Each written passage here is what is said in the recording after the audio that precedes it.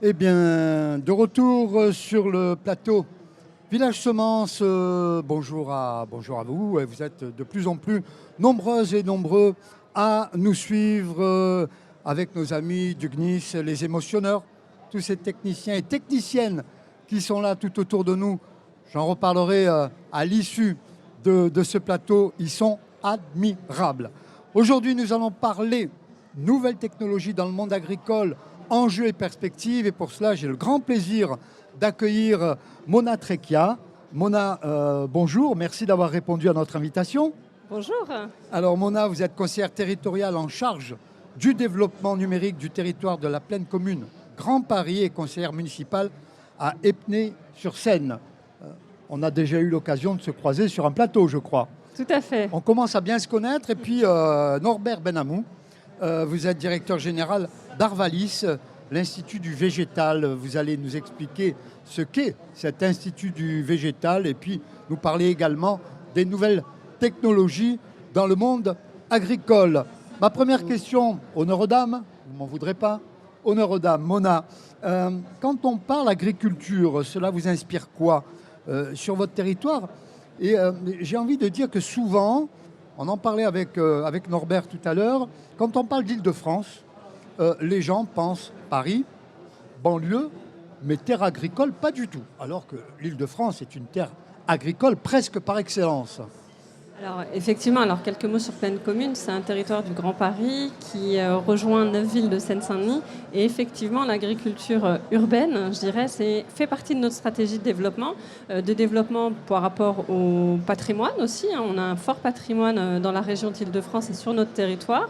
Et surtout, ça nous évoque quelque chose qui nous tient à cœur, à l'ensemble de l'exécutif, à savoir la transition écologique.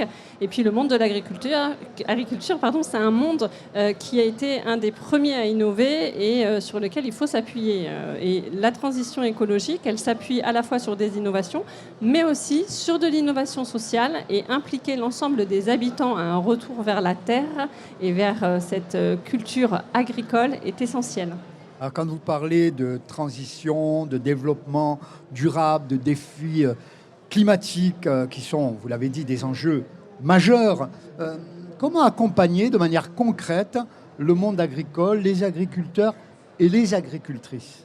Et les agricultrices, c'est un sujet aussi qui me tient fort à cœur. On remarque effectivement qu'il y a une demande très très forte des habitants de revenir à de l'agriculture urbaine. Alors on a eu effectivement des stratégies de développement économique endogènes et on s'aperçoit qu'on a un certain nombre d'externalités positives et que cette agriculture, la remettre au cœur de nos enjeux, c'est faciliter la conduite du changement des habitants et des acteurs économiques, mais c'est aussi créateur d'emplois.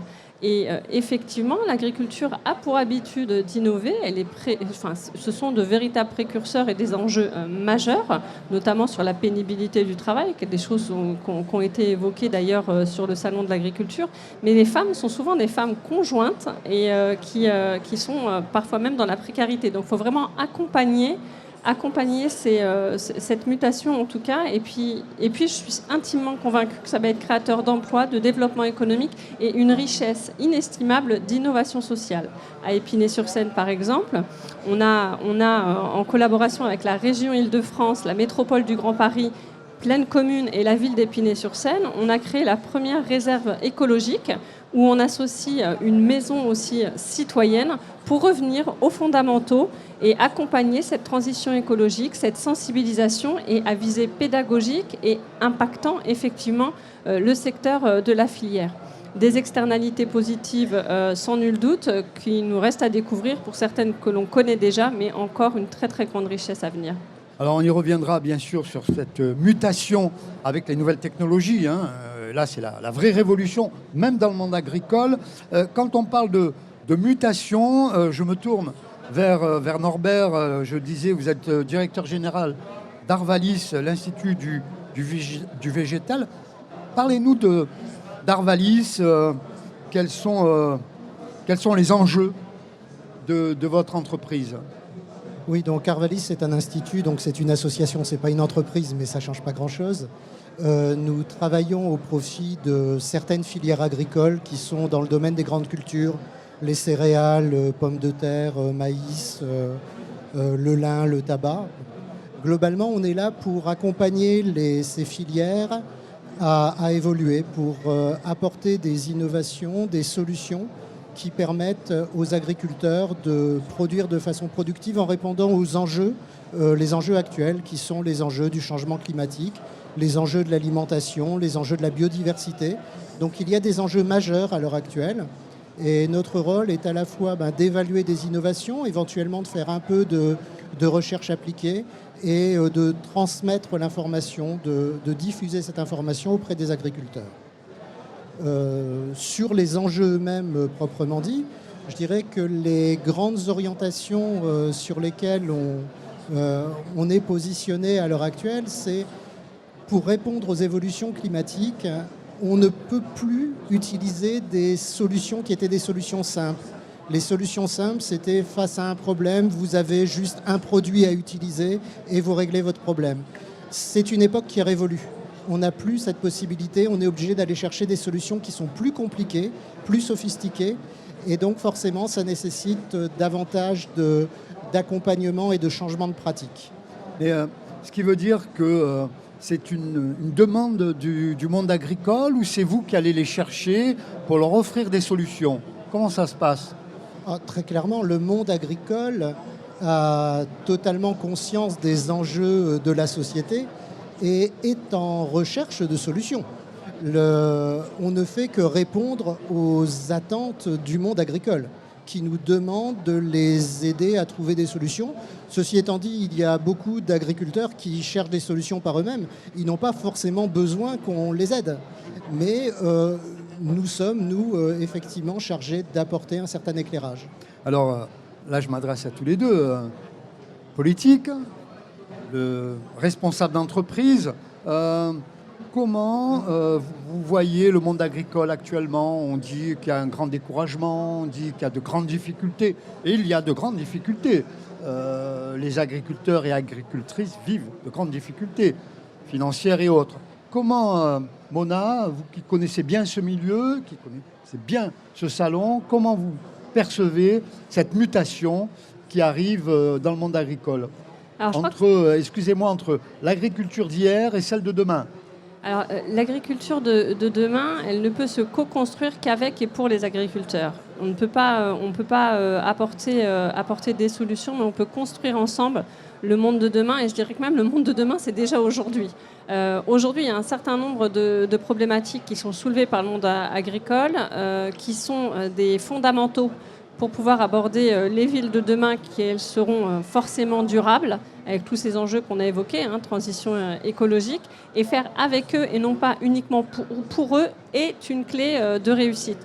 Après, effectivement, il y a des sujets qui se trouvent, les initiatives locales doivent servir les initiatives nationales, mais je dirais, comme Thierry Breton fait un travail remarquable au niveau du numérique et au niveau européen, on a besoin d'impulser en tout cas une forte dynamique au niveau européen pour pouvoir assurer des conditions viables, équitable par rapport à d'autres pays européens et accompagner le changement. Donc le changement se fera, va se faire de manière très très très rapide avec eux et pour eux. Et puis la technologie, l'innovation doivent être au service de leur quotidien et de leur développement. On reviendra sur la technologie et les nouvelles technologies et le numérique. Norbert, vous, un sentiment de ce qui se passe actuellement dans le milieu agricole, vous le connaissez par cœur, vous êtes dans l'accompagnement et tout, mais quel est leur état d'esprit actuellement? Oui, alors je suis un peu embêté parce que je ne suis pas un représentant du monde agricole. Vous les connaissez. Je les connais, mais ce n'est pas la même chose. Donc je ne suis absolument pas un porte-parole du monde agricole. Mais ce qui est important, c'est que le monde agricole est clairement conscient d'un besoin d'évolution et s'est engagé dans la transition agroécologique depuis pas mal de temps. Par contre, c'est une évolution qui prend forcément du temps. Le vivant, l'agriculture, c'est le vivant. On fait 1 à 2 récoltes par an. On ne va pas aller à un rythme accéléré. Et c'est vrai que la pression sociétale à l'heure actuelle, qui est une pression plutôt urbaine, les urbains qui ne connaissent plus forcément complètement le monde agricole et qui veulent aller très vite, crée probablement un fossé et des difficultés. On parle d'agribashing, ce genre de choses, mais c'est réellement probablement lié à la différence de la perception du temps. Un temps long pour l'agriculture, un temps très rapide pour l'urbain. Voilà, on va faire une... vous vouliez peut-être réagir, Je Mona ? voulais juste illustrer le propos parce que Plaine Commune, c'est un territoire qui est quand même très urbain. On a 285 projets à l'échelle du territoire d'agriculture urbaine. Donc ça va des jardins familiaux à des jardins partagés, à des réserves écologiques. Et c'est assez représentatif de ce besoin d'innover et puis d'emmener plus que de la nature en ville, mais de véritable agriculture urbaine. Et puis de créer des filières d'emploi, de formation, en étant plus qu'éco-friendly, mais responsable. On va revenir sur vos jardins. Vous avez vu, hein, elle vend bien son territoire et elle est sincère. Une petite pause très rapide, vous ne bougez pas, on se retrouve tout de suite. C'est ici que ça se passe et nulle part ailleurs.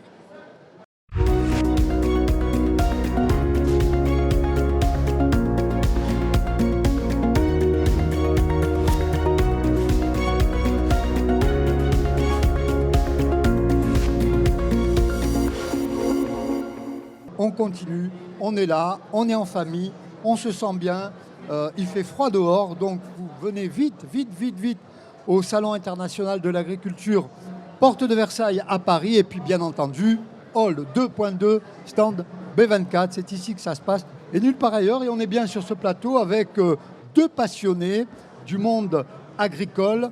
D'un côté, il y a la politique, avec la responsabilité politique, et de notre côté, le directeur d'association, mais c'est une entreprise comme la Mission Écoterre, exactement, avec Norbert Benamou. Norbert, j'ai pu voir que Arvalis et Unigrain ont officialisé il y a quelques semaines, je crois, leur association pour créer Unilis Agtech. Alors, expliquez-nous ça, parce que hormis les professionnels en la matière, ça se sait peu. Et moi, j'ai envie que le grand public le sache. Écoutez, tout d'abord, merci d'en parler. Voilà, c'est le premier point. Donc, Unigrain est une société d'investissement dans le monde agricole qui est un des acteurs de référence dans le domaine. Globalement, avec Unigrain, on a décidé de chercher à développer, d'accompagner les startups pour leur permettre de proposer des solutions innovantes, efficaces pour le monde agricole. L'objectif est de permettre au monde agricole d'assurer sa transition agroécologique en étant durable et rentable. Les deux leviers sont importants. Pour arriver à ça, nous avons décidé, nous, d'apporter un accompagnement technique, donc permettre à des entreprises qui ont déjà développé une preuve de concept, de les expérimenter en conditions réalistes, en conditions réelles, pour pouvoir mesurer leur efficacité. Et Unigrain, à côté, accompagne en apportant éventuellement des financements sous forme de capitaux, de fonds propres ou de quasi-fonds propres. Et on apporte ensemble notre réseau de mentors qui vont permettre de coacher un peu des jeunes entrepreneurs pour aller vers le marché. Quand vous parlez de financement, de fonds propres, le gouvernement, le ministère de l'Agriculture ne participe pas à... Non, là, il s'agit d'une action purement privée. D'accord. C'est à 50-50 entre Arvalis et Unigrain. D'accord. Alors on parlait des nouvelles technologies, hein, c'est cette révolution qu'on peut comparer à la révolution industrielle de la fin du 19e et du début du 20e siècle. Comment se positionne Arvalis dans les nouvelles technologies, dans ce numérique, dans cette révolution qui peut-être bouscule le monde agricole? On a en fait de nombreux axes de développement technologique. Alors, c'est vrai que par exemple, quand on va parler d'évaluation variétale, on est plutôt sur de la génétique. Mais pour permettre de faire de la sélection variétale rapidement, on a besoin par exemple d'aller en champ et de faire ce qu'on appelle du phénotypage au débit. C'est bizarre, c'est compliqué comme terme, mais ça veut dire observer les plantes, comment elles grandissent à grande vitesse en mesurant énormément de paramètres, de façon à pouvoir déterminer quelle est la meilleure variété pour obtenir un rendement et une durabilité. On a ce genre de choses, on a des outils qui sont plutôt des outils d'aide à la décision, savoir à quel moment intervenir pour faire quoi, des outils qui vont permettre aussi de structurer son exploitation, Par exemple, de dire, tiens, il faudrait mieux que je choisisse telle variété par rapport à certains paramètres de mon exploitation. Voilà, on a en gros de l'agriculture de précision d'un côté et de l'autre côté de l'agriculture numérique au sens aide à la décision. Mona, les nouvelles technologies, on l'a évoqué. On parlait tout à l'heure de jardin et on parlait d'agriculture urbaine. Alors, est-ce qu'il n'y a pas aujourd'hui une agriculture des champs et une agriculture des villes? Je m'explique. Dans l'agriculture urbaine, on parlait tout à l'heure en préparant cette émission, est-ce que ce n'est pas finalement un gadget? Est-ce que ce n'est pas un gadget? C'est moi qui le dis, hein, c'est moi qui le dis. Est-ce que ce n'est pas un gadget? Les enjeux de transition écologique et de conduite du changement me font répondre non, ce n'est pas un gadget. Je crois qu'il y a besoin d'une forte volonté politique. En tout cas, on le voit bien avec tous les arrêtés anti-pesticides qu'on a pu voir au niveau national. On voit bien que, en tout cas, nous, à l'échelle du territoire, l'innovation, elle est au service des habitants et au service des meilleures pratiques, en tout cas, d'agriculture. On est là pour être exemplaire. On doit avoir, on a aussi des aspects éducation, préparer. Je dis souvent, les enfants d'aujourd'hui sont les parents de demain. Donc, il faut aussi, à travers ces démarches de jardins familiaux, de jardins partagés, promouvoir aussi cette conduite du changement pour les sensibiliser et les éduquer aux bonnes pratiques. Pédagogie, Pédagogie, beaucoup de pédagogie. Ouais. Et puis aussi, en termes de politiquement, on doit absolument favoriser les cycles courts. Je crois qu'il est essentiel de faire entrer du bio dans l'ensemble de nos écoles. Il est essentiel de favoriser les cycles courts. L'Île-de-France est riche en agriculture, donc favoriser aussi les agriculteurs de proximité. Et aussi, je dis, les bonnes pratiques, c'est aujourd'hui qu'on les apprend, qu'on les transmet. Et puis, encore une fois, les enfants d'aujourd'hui sont les parents de demain et les accompagner dans cette conduite du changement en mettant bien l'humain au centre de tout, l'agriculteur au centre de tout, l'enfant au centre de tout. On arrive à avoir une innovation qui est utile. Et puis, la richesse de l'agriculture, la richesse de la nature, on voit bien, on a des projets aujourd'hui qui se basent sur du biomimétisme. Donc on a forcément quelque chose qui nous ramène aux fondamentaux de l'agriculture et de la nature. Quand vous parlez de circuits courts, c'est par exemple dans les écoles? Par exemple, on a dans les écoles l'idée d'intégrer le bio dans les écoles et on s'y attache en tout cas à Épinay-sur-Seine. Mona, le bio. J'ai l'impression que tout le monde est beau, tout le monde est bio. Est-ce que le bio va changer le monde? Est-ce que le bio va sauver le monde agricole? Alors, le monde agricole se transforme même dans ses pratiques. J'évoquais l'arrêté anti-pesticides. Effectivement, on est en train de se dire que la santé aussi passe par ce qu'on a dans notre assiette. Et ce qu'on a dans notre assiette, il faut quand même être assez clair là-dessus. Si on revient sur des faits historiques, on s'aperçoit que l'Île-de-France a une histoire avec l'agriculture qui est une histoire d'amour et qui revient avec notamment les maraîchers, les primeurs, etc. Donc oui, le bio ne sauvera pas, mais en tout cas, ce qui nous sauvera, c'est de prendre conscience que l'agriculture est essentielle à notre économie et au développement de nos territoires. Norbert. Oui, si je peux me permettre de rebondir sur l'aspect urbain déjà dans un premier temps. En fait, moi j'aurais tendance à distinguer trois formes d'agriculture. L'agriculture de plein champ, l'agriculture des campagnes, l'agriculture périurbaine. Et là, effectivement, on a beaucoup de fournisseurs de circuits courts et l'agriculture urbaine. L'agriculture urbaine n'est peut-être pas très productive, on est à la limite du jardinage dans certains cas, mais c'est très bien. Ça permet déjà d'éduquer et de rétablir un lien, de permettre en fait aux urbains de comprendre que l'agriculture, c'est pas du jardinage et de rentrer dans une logique de proximité avec ce qu'est l'agriculture. Donc je trouve que de toutes les façons, c'est très bien pour cette raison. Et ensuite, par contre, en ce qui concerne les circuits courts, oui, tout à fait d'accord, les circuits courts, c'est quelque chose qui permet largement de rentabiliser dans des conditions pratiques pour les agriculteurs, en ne dépendant pas forcément de marchés internationaux qui sont très très concurrentiels et très durs du point de vue financier. Et je crois qu'effectivement la transition agroécologique d'un point de vue général, sans parler forcément du bio, le bio est un cas particulier de l'agriculture, la transition agroécologique, c'est effectivement une nécessité. Nous arrivons au terme de cette émission. Mona, une conclusion peut-être? Je pense que les enjeux sont tellement importants en termes de transition écologique qu'il ne nous faut pas faire l'économie d'aborder au niveau régional, mais aussi au niveau international, et je pense surtout à l'Europe, d'aborder ces problématiques, de les défendre. Et puis, je suis une fervente je défends beaucoup le Made in France, et je crois qu'on a vraiment un sujet à porter.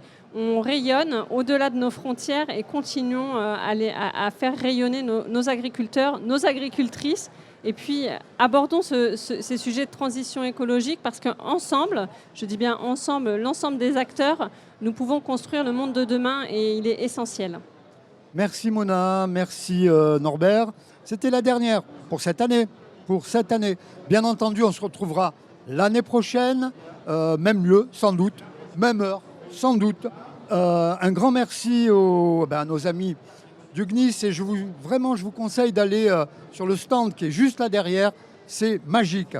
Village Semence, bien évidemment. Les émotionneurs, alors je parlais des techniciens et autres, ils sont là de partout. Alors, les présentateurs, les présentatrices, les journalistes, la technique, ils font un travail admirable. La mission Écoterre, et puis je remercie Quentin Melemiestre, qui est notre directeur du développement et de la formation, qui est là quelque part et qui m'a aidé tout au long de cette semaine à préparer ces émissions. J'espère qu'elles vous auront été utiles. Bien entendu, on se retrouve l'année prochaine, je le disais. Juste après moi, je crois que c'est Ivar Couder, non? C'est ça? On me dit oui. Il n'est pas par là, Ivar? Si, il est par là. Oui, il va arriver, vous allez voir. Mon vieux, entre guillemets, vieux complice, il est beaucoup plus jeune. J'ai beaucoup d'admiration pour ce que fait notre ami Ivar, qui doit se cacher. Décidément, vous l'avez vu tout au long de la semaine, j'ai essayé de le faire venir sur ce plateau. Si, il est là, viens. Il est là, il arrive. Dis-moi, voilà, c'est la dernière, alors on se permet un peu tout. Tu vas nous parler de quoi tout à l'heure à 15h15? Alors à 15h15, on va parler de l'importance des végétaux dans les villes. Un jardin, un arbre, ça fait toujours plaisir. Et puis surtout, dans le grand rendez-vous, on va déguster. On va goûter du bon vin, on va goûter des lentilles, on va goûter des charcuteries. On va un peu faire une battle du plaisir. Et tu seras convié d'ailleurs. Ça aussi, ce sera la dernière du grand rendez-vous. Donc le public et toi, bien sûr, Alain, t'es le bienvenu. Ivar, merci. J'adore le retrouver comme tous chaque année. C'est vraiment un immense plaisir. Et à plus tard. Et c'est sincère. Voilà, donc Semence Mag. Ne le ratez pas, Hall 2.2, stand B24. Mangez bien, dormez bien, portez-vous bien. Et puis de toute façon, quoi qu'il arrive, à l'année prochaine. Bye bye.